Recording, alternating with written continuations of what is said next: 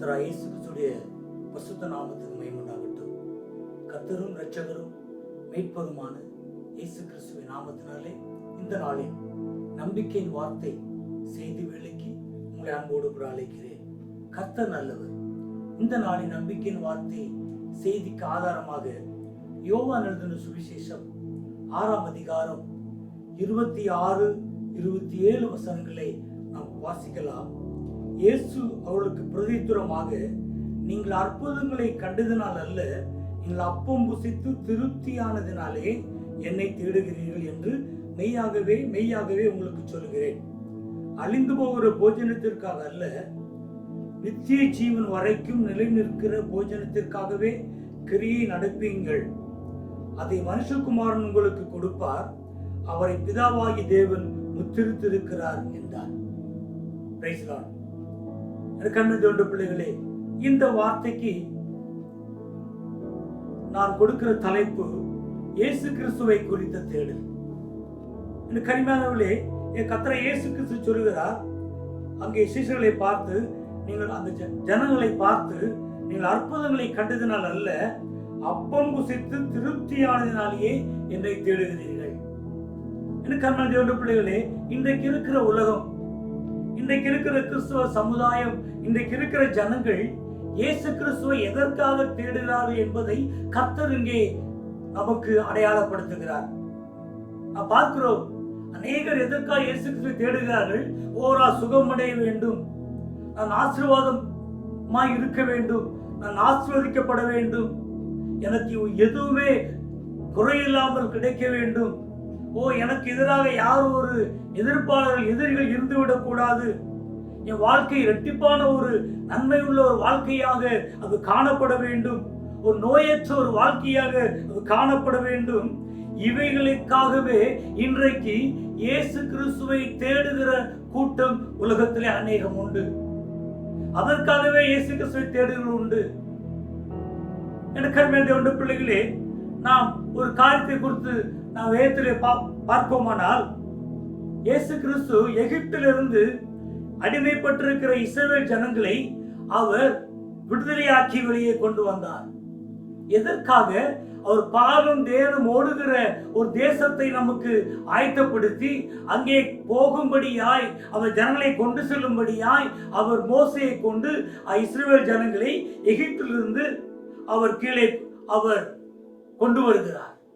எனக்கு பிள்ளைகளே, அங்கே அவர் வருகிற பொழுது வனாந்தரத்திலே இந்த இஸ்ரவேல் ஜனங்கள் தாங்கள் கானானுக்கு அழைக்கப்பட்டவர்கள், கானான் தேசத்தை சுதந்திரிக்கிறதுக்காக தேவர்களை அழைத்து கொண்டு வந்திருக்கிறார்.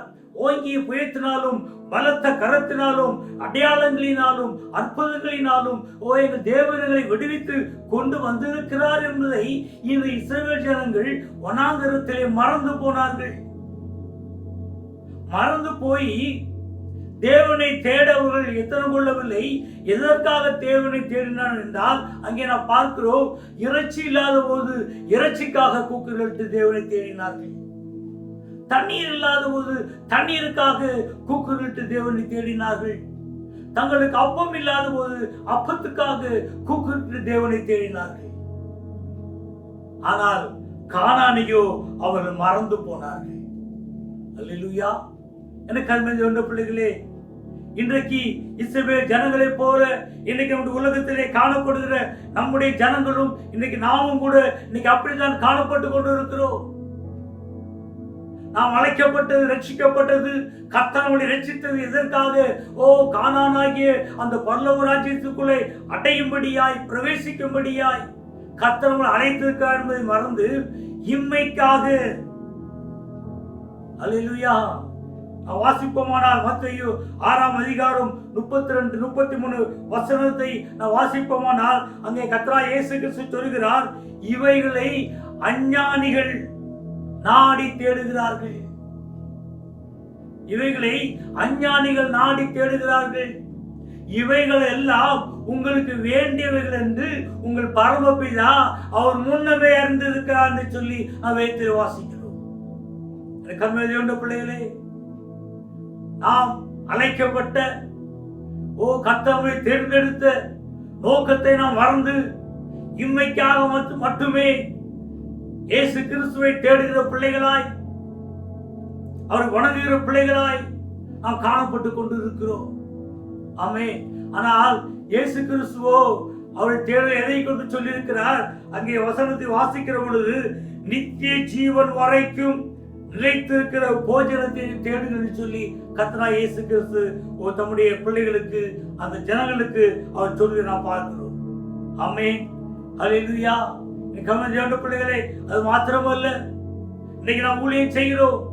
ஊழியத்துக்கு வந்தவுடனே இன்னைக்கு நாம் எதை இன்னைக்கு நாடி தேடுகிறார்கள்?